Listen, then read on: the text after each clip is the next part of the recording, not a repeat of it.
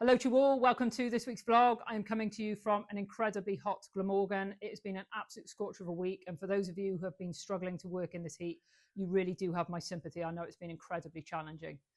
Myself and Paul and Joe from NFU Cymru have been up in London this week. The temperatures up there were also incredibly challenging. But we spent 2 days there speaking to MPs from Plaid Cymru and Labour about a number of issues we wanted to raise, still our concerns around the rising input costs, particularly fertiliser and fuel, as a result of the disruption from the Strait of Hormuz fallout. I know we're in a slightly better position politically, but we're still going to see issues of these rising costs. We also wanted to discuss the SPS deal with the EU. And since the Prime Minister has announced his resignation, we need to make sure nobody drops the ball on this deal. We've got to get the very best outcome for Welsh and British agriculture.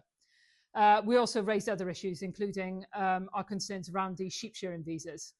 Then midweek, I had an opportunity to attend the NFU Mutual Charitable Trust board meeting. As my role as NFU Cymru, I'm now a trustee of this, so we could talk about bursaries for applicants that have come in. We also had a dinner that evening with presentations from recipients from last year's bursaries, including Schools for City Children and the Felix Project. It was absolutely incredible to see the good work this bursary is doing. If you haven't heard of those projects, please do look them up.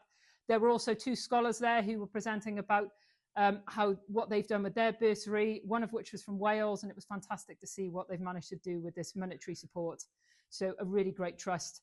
And then finally, I spent a fantastic day at Richard and Lynn Anthony's farm in Glamorgan. We were joined by Welsh Government officials, people from NRW as well, and the Cabinet Minister joined us briefly. We heard from Richard and Lynn about the fantastic work they're doing on their farm to improve biodiversity, and yet still they are facing issues with the access to the Sustainable Farming Scheme, and they've got all of these ambitions they want to fulfil.